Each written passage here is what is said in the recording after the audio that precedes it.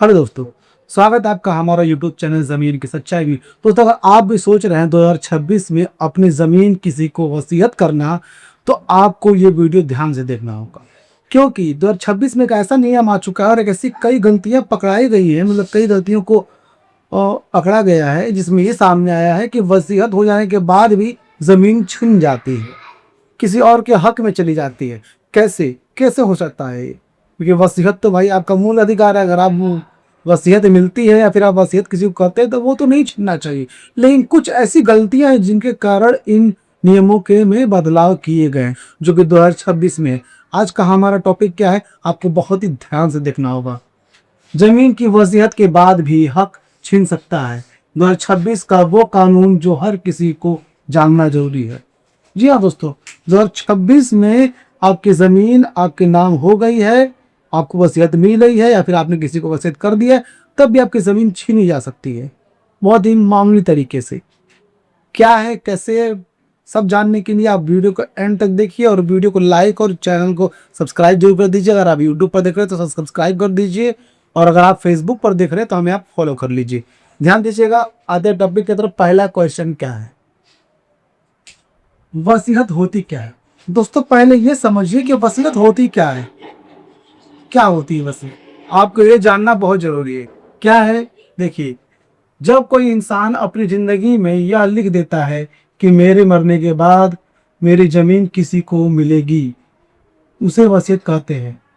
वसीयत ये होता है कि जब कोई भी इंसान मरने से पहले, किसी भी वक्त, वो मरने के वक्त लिखे या फिर मरने से काफ़ी पहले, सालों पहले, अगर वो एक विल यानी वसीयत पास करता है वकील के जरिए, उस पर लिखता है कि मरने के बाद मेरी ये ज़मीन इनकी हो जाएगी, आपके बेटे हों, आपकी वाइफ हो या फिर आप हो, उनके नाम लिख देता है, तो उसे ही वसीयत कहते हैं। यानी कि उसके मरने के बाद जो इस प्रॉपर्टी का हकदार होगा, वो जो भी XYZ जो भी हो, उनका हो गया, उसे ही कहते हैं वसीयत। आपने गाँव में सुना होगा कि फलाने ने फलाने को लिख दिया है, तो मतलब यही है, वसीयत कर दिया है। वसीयत हो गई तो जमीन सेफ हो गई, लेकिन यह सच नहीं है। बहुत लोग ये सोचते हैं कि वसीयत हो गई तो बस कोई टेंशन नहीं है, अब जमीन सेफ हो गई है, मैंने जिसको लिख दिया है उसके नाम पर सेफ हो गई है। लेकिन ऐसा नहीं होता। क्या है, वसीयत के बाद भी जमीन छीन सकती है अगर यह गलतियां हुई। ऐसी कौन सी गलतियां हैं जिनके बाद जो है वसीयत होने के बावजूद भी वो जमीन छीन सकती है उनके हाथों से, जिनको वसीयत में जमीन मिली गई है, छीन सकती है। ऐसे क्या गलतियां हैं, क्या गलतियां नहीं है, ये जानिए, ध्यान दीजिएगा। आगे बढ़ते हैं, और हाँ, इसका निवारण भी बताएंगे, और जो गलतियां आप मिस्टेक हमेशा करते रहते हैं वो भी आपको हम बताएंगे। लेकिन वीडियो को ध्यान से देखिएगा और वीडियो को पूरा देखिएगा आप लोग, तभी कोई बातें आपको समझ में आएगी। वसीयत के बाद हक क्यों छीनता है। दोस्तों, वसीयत के बाद कैसे हक छीन सकता है, जो हक होता है उनका वो छीन कैसे सकता है, इसे अब हम जानेंगे। ध्यान दीजिएगा भाइयों, यह 5 कारण हैं जिनसे वसीयत के बाद भी हक छीन जाता है। 5 कारण हैं जिनके बावजूद भी आपकी जमीन छीन सकती है। क्या है, ध्यान दीजिएगा। पहला कारण, वसीयत रजिस्टर्ड नहीं थी। दूसरा कारण, वसीयत बनाते वक्त 2 गवाह नहीं थे। देखिए, कानून ये कहता है कि जब ये वसीयत कीजिए तो वो रजिस्टर्ड करवाइए, वकील से मिल करके उस जमीन को राजस्व विभाग के हिसाब से आप इसको रजिस्टर्ड करवाइए वो वसीयत को। और उसमें 2 गवाह होने चाहिए, जो कि 2 गवाह होने बहुत जरूरी है। लेकिन लोग गांव वगैरह में ध्यान देते नहीं है, वसीयत हो गया, ये स्टाम्प पेपर पे लिख दिया तो वही वसीयत हो गई। नहीं, हर चीज़ों का एक तरीका है जिसे आप लीगल बना सकते हैं, लेकिन लीगल बनाने के लिए उससे पे रजिस्टर्ड नंबर होना बहुत ही ज़रूरी है, जो कि आपको भी ये बातें समझ में आनी चाहिए। और इसके लिए 2 गवाह होनी चाहिए, जिसके लिए उनका आधार कार्ड नंबर, फोटो और उनका अंगूठा सब उस वसीयत पे लगा रहेगा। तीसरा कारण, बातचीत में जमीन का सही विवरण नहीं था। तीसरा कारण है बातचीत में वसीयत में जमीन का सही विवरण नहीं था। चौथा कारण, वसीयत बनाने वाले पर दबाव डाला गया था। और यह भी कारण होता है कि जो भी वसीयत करता है वो ज़मीन का, जो भी ज़मीन वगैरह उसका विवरण अच्छे से नहीं देता है। मतलब ज़मीन कितनी है, कितनी साइज है, कहाँ कहाँ है, क्या क्या नंबर है, ये सब उसका विवरण यानी उसका व्याख्या उसको नहीं करता है, वो पूरे अच्छे से विस्तृत रूप से नहीं उसमें लिखवाता है, क्योंकि ये लिखवाना बहुत जरूरी है, नहीं लिखवाएंगे तब ये जमीन फंसने वाली होती है, क्योंकि इन्हीं छोटे छोटे लूप होल का फायदा कोई दूसरा आदमी उठाता है। और ये भी होता है कि चौथा कारण मतलब वसीयत बनाने के पर वाले पर दबाव डाला गया था। ये भी होता है कोई आदमी जो जिसके नाम पर जमीन है उस पर दबाव डालता है, किसी भी तरह से मेंटली प्रेशर दे रहा हो या फिर किसी भी तरह से वो वसीयत करवाता है, ये भी होता है। पांचवा कारण वसीयत बनाने वाला मानसिक रूप से ठीक नहीं था। इन 5 कारणों से में से कोई एक भी हुआ तो वसीयत कोर्ट में रद्द हो सकती है। और ये भी है कि अगर वसीयत बनाने वाला मानसिक रूप से कमजोर है, उस पर दबाव डाल करके किसी भी तरह से वसीयत लिख करके उसको उस पर उनका अंगूठा लगवा लेना, तो अगर ऐसे होता है तो आपकी वसीयत को कोर्ट में चैलेंज किया जा सकता है, और चैलेंज में साबित भी होता है। और कई केसेस ऐसे पड़े हुए हैं जिनका आपको अगर आप चेक करना चाहते तो आप गूगल वगैरह कर सकते हैं, क्योंकि वसीयत होने के बावजूद भी कई केस में जो लिखने वाला होता है वो मानसिक रूप से कमजोर होता है, मतलब कोई भी किसी भी तरह से हो सकता है, उस पर दबाव डाल करके या फिर वसीयत पूरा रेडी कर लेते हैं, उस पर अंगूठा लगा देते हैं और वो जमीन को अपने नाम करा लेते हैं। तो लोग इसी तरह से लोग फर्जीवाड़ा करते रहते हैं, लेकिन तब भी इस चीज को कोर्ट में रद्द किया जा सकता है, यानी कि रद्दी के भाव हो जाएगा कोर्ट में उसे चैलेंज करके उसे कैंसिल कराया जा सकता है, ये नियम है, हो सकता है। आगे क्या है ध्यान दीजिएगा, फर्जी वसीयत कैसे बनती है। और ध्यान दीजिएगा फर्जी वसीयत बनती कैसी है, क्योंकि कई लोग तो बना लेते हैं और उसी फर्जी वसीयत के नाम पर अपना रोटी सेकते रहते हैं और दूसरे का हक जो है छीनते रहते हैं। क्या है ध्यान दीजिएगा भाइयों, यह सबसे खतरनाक बात है। कई बार घर का एक आदमी बाप के मरने के बाद फर्जी वसीयत बना देता है, उसमें लिखवा देता है सारी जमीन सिर्फ मेरी है। कई बार यह होता है कि घर का कोई भी मेंबर हो सकता है, उनका बेटा हो सकता है, बेटी हो सकती है, कोई भी वाइफ हो सकती है, कोई भी एनीवन, चाचा हो सकता है आपका, वो क्या करता है कि पिताजी के मरने के बाद, बाप के मरने के बाद जो है एक फर्जी वसीयत तैयार करवाता है, किसी भी तरह से तैयार करवाता है और उसमें ये लिखवा देता है कि वो पूरी वसीयत में ये रहता है कि जितनी प्रॉपर्टी है, जमीन जायदाद, मतलब कुछ भी एनीथिंग कुछ भी है वो सब उसी के नाम पर है, उस अकेले आदमी के नाम पर है और इसी का फायदा वो उठाता रहता है। तो खराब है दोस्तों, तो इसी का फायदा वो उठाता रहता है और इसी का दिक्कत आपको होता है। क्या है, आपकी जमीन आपसे हाथों से छीन जाती है, आपका हक नहीं मिलता है। आगे ध्यान दीजिएगा, और बाकी भाइयों को कुछ नहीं मिलेगा। यह फर्जी वसीयत तहसील में दिखाकर जमीन अपने नाम करवा लेता है और दूसरे भाइयों को कोई हक नहीं देता है वो, और यही फर्जी वसीयत के नाम पर तहसील में दिखा करके तहसीलदार से और राजस्व विभाग के अधिकारियों से वह जमीन पूरी प्रॉपर्टी अपने नाम पर कर लेता है और बाकी भाइयों को पता भी नहीं चलता। यही सबसे बड़ा खेल है और बाकी भाइयों को तो पता ही नहीं चलता। सुमड़ी में एक कोने से, मतलब वो अभी किसी गम में डूबे हुए हैं लोग और इसी का फायदा उठा लेता है, वो किसी और काम में लगे होते हैं। और वो जो आदमी फ्रॉडिया है क्या करता है, फर्जी वसीयत वगैरह रेडी करके उस पर पूरी प्रॉपर्टी अपना नाम लिखवा करके तहसीलदार को दिखा देता है, तहसीलदार जो उनके नाम पर चढ़ा देता है और जब तक आपको पता चलता है तब तक बहुत देर हो जाती है, फिर आप परेशान हो जाते हैं, हार्ट अटैक आ जाता है। कितने लोगों को तो हार्ट अटैक आ जाता है, वो मर जाते हैं लोग, ये भी तो हाल होता है। और बाकी भाइयों को पता भी नहीं चलता, हाँ, जो हर गांव में होता है। ये प्रक्रिया जो है हर गांव में होती रहती है, ज्यादातर गांव वगैरह में ज्यादातर होता है। शहर वगैरह के लोग थोड़ा ज्यादा जागरूक है, ऐसा नहीं कि वहां पे लोग बेवकूफ कम है, उधर भी है, लेकिन गांव के मुकाबले शहर वाले थोड़ा ज्यादा चालाक है। गांव के लोग बहुत ही भोले भाले और सीधे साधे लोग होते हैं, ये सब फर्जी वाले के चक्कर नहीं पड़ते। लेकिन हाँ, कोई एक आदमी जो पड़ता है जो किसी का फायदा उठा करके वो सारी जमीनों को अपने नाम पर करवा लेता है। अब आगे क्या है ध्यान दीजिएगा, वसीयत सही है या नहीं कैसे पता करें। अब दोस्तों सबसे मेन मुद्दा ये बात है कि वसीयत वो सही है या नहीं, ये पता करने का तरीका क्या है, जो कि अक्सर लोगों को पता करना बहुत जरूरी है। और सभी को ये पता ही होना चाहिए कि वसीयत चेक करने के तरीके क्या हैं, ताकि वो पता कर सके कि असली है कि नहीं। ध्यान दीजिएगा। बताता हूँ वसीयत, अब बताता हूँ वसीयत सही है या नहीं, कैसे चेक पता करें।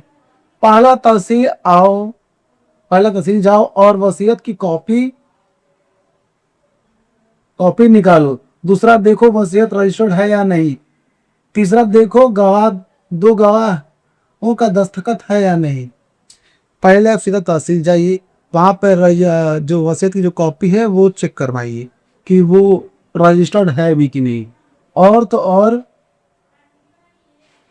तीसरा ये भी देखिए कि उसमें जो गवाह है, दोनों गवाहों के दस्तखत और फोटो लगी है कि नहीं, ये भी होनी बहुत जरूरी है।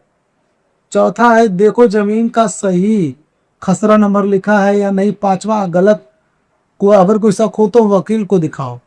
और ये भी देखिए कि जो जमीन का खसरा नंबर वगैरह है, जो जमीन का जो सीमांकन है, जो एक्चुअल सीमांकन है, वो सब सही है कि नहीं। अगर आपको कोई भी डाउट होता है तो तुरंत एक वकील से मिलिए। लेकिन हाँ, कोई भी एरू बेरू वकील से नहीं मिलना है, वही वकील से मिलना है जो वकील जमीनी मामला देखता हो। ठीक उसी से मिलकर ये बातें हो सकती, किसी के एरू बेरू लोगों से नहीं हो सकती, जो उस मामले में एक्सपर्ट हो। यह सब चेक करने के बाद ही वसीयत को सही मानो। और ये सारी चीज़ों के ऊपर आप डिस्कस करें और उसे सोचे समझे, वकील को दिखाएं। अगर इस पे ये मामला तय होता है कि वसीयत सही है, तभी उस वसीयत को मानिए, वरना नहीं मानना है आपको। वसीयत कोई मामूली चीज़ नहीं है, आपकी पूरी ज़िंदगी, आपको पूरा फ्यूचर वो है। वो अगर वो आपसे छीना जा रहा है किसी फर्जी तरीके से, तब भी आप उस पर एक्शन ले सकते हैं। आगे बढ़ते हैं, ध्यान दीजिएगा। फर्जी वसीयत को कैसे चुनौती दें, आप ध्यान दीजिएगा। सबसे अहम और सबसे बड़ा सवाल इस टॉपिक का, फर्जी अगर वसीयत है तो उसे आप चुनौती कैसे दे सकते हैं, उसे आप चुनौती कैसे देंगे, किस तरीके से देंगे, अब आपको समझना बहुत जरूरी है ये टॉपिक। अगर वसीयत फर्जी है तो घबराओ मत। कोर्ट में प्रोबट केस जो है, ध्यान सुनेगा, प्रोबट केस दायर करो। यह केस कहता है वह वसीयत फर्जी है और इसे रद्द किया जाए। कोर्ट में यह सबूत दो। कोर्ट में आपको जो दायर करना है वह प्रोबट केस के नाम पर, कि ये साबित नहीं करने में काम आएगा, क्योंकि ये जो केस है इसका मेन मुद्दा ये होता है कि आपका जो वसीयत है ये फर्जी है। ये रद्द करने के लिए वो केस दायर करना होगा आपको, और सबूत के तौर पर आपको देना होगा वह वसीयत के दस्तखत बाप के नहीं है या गवाह फर्जी है, और अगर साबित हो गया तो वसीयत रद्द होगी। आपको ये साबित करना होगा, क्योंकि वकील पर भी ज़्यादा डिपेंड करता है कि वकील कितने अपने दलीलें पेश करता है। इसमें ये साबित करना होगा प्रोबट केस में कि जो वसीयत है वो फर्जी है, जो दो गवाह लगे हैं वो भी फर्जी है। अगर ये साबित हो जाता है, अगर आप साबित कर लेते हैं किसी भी तरह से, वकील जो सबूत बाकायदा आपको देने के लिए आप अगर वो दे देते हैं, तो वसीयत रद्द हो सकती है। ये आपको समझना जरूरी है। और जमीन सभी वारिसों को बराबर में बांटेगी, और जमीन जो है सभी वारिसों को एक बराबर बांट दी जाएगी। ये कोर्ट के तरफ से आदेश हो जाएगा, क्योंकि देखिए इन मामलों में कोर्ट जाना जरूरी है। अगर आप सोचेंगे कि बिना कोर्ट गए हम मामला हल कर देंगे, तो ऐसा नहीं हो सकता। कोर्ट आपको जाना ही पड़ेगा, बिना कोर्ट के मामला हल होने वाला नहीं है। आगे बढ़ते, ध्यान दीजिएगा। यह सबूत जरूर रखो। अब आपको सबूत कौन कौन से चाहिए, ये भी तो मामला है कि बिना सबूत की तो केस आप लड़ ही नहीं पाएंगे। पहले मामले में ही आपका केस खारिज हो जाएगा। ध्यान दीजिएगा क्या है भाइयों, सबूत के बिना कोई कार्रवाई नहीं होगी, इसलिए यह सबूत जरूर इकट्ठा करो। पहला, पुश्तैनी खतौनी जिसमें बाप का नाम हो। दूसरा, बाप का मृत्यु प्रमाण पत्र। दोस्तों देखिए, बिना सबूत का कोई काम होने वाला है नहीं। तो पहला ऐसा सबूत है जो कि आपका क्या बोलते हैं, और बाप के मृत्यु प्रमाण पत्र। और दो, पुश्तैनी खतौनी जिसमें बाप का नाम, बाप के दादा का जिसका भी नाम आपको होना चाहिए, वो नाम होना चाहिए, ताकि वो आप साबित कर पाए। और आपका मृत्यु प्रमाण पत्र हो गया। तीसरा होगा वसीयत की ओरिजिनल कॉपी। वसीयत की ओरिजिनल कॉपी बहुत ही जरूरी है, क्योंकि भाई अगर कोई भाई अगर कहेगा तो एक कॉपी तो आपको भी देगा वो। चौथा, गवाहों के बयान। पांचवा, अगर वसीयत फर्जी है तो हैंड राइटिंग एक्सपर्ट की रिपोर्ट। देखिए, गवाहों की मौजूदगी भी होनी जरूरी है, जो कि वो कहें कि भाई ये भी उन्हीं के वारिस हैं, ये साबित करना भी काम आनेगा। और तो और जो हैंड राइटिंग से लिखा गया है, ये हैंड राइटिंग मेन की जिसने भी वसीयत लिखी है, ये हैंड राइटिंग गलत है, उनकी नहीं है। ये हैंड राइटिंग एक्सपर्ट, जो भी एक्सपर्ट होते हैं, जो हैंड राइटिंग जो है मैच करते हैं, वो जो है ये साबित करने में काम आएगा। उनकी एक रिकॉर्ड भी चाहिए रहती है वकील को दिखाने के लिए, और गवाह होने बहुत जरूरी हैं, जो कोर्ट में आके आपके हक में गवाही दे। यह सब होगा तो कोर्ट में जीत पक्की है। अगर ये सब सबूत है आपके पास, तो आपकी, अगर आप जुटा भी लेते हैं सारे सबूत, तो आपकी जीत होना तय है, इससे कोई नहीं रोक सकता, और ये पत्थर की लकीर हो जाएगी। यानी कि आपका जीतना 101% तय है। आगे बढ़ते हैं, ध्यान दीजिएगा। आखिर क्या है सबसे बड़ी गलती? अब ध्यान दीजिएगा, लोग सबसे बड़ी गलती करते क्या है जिसकी वजह से लोग फंस जाते हैं, उन गलतियों को दोहरा लेते हैं, लेकिन आपको वो नहीं करना है। क्या है, ध्यान दीजिएगा। लोग यह गलतियां करते हैं। पहली गलती, वसीयत को रजिस्टर नहीं करवाते।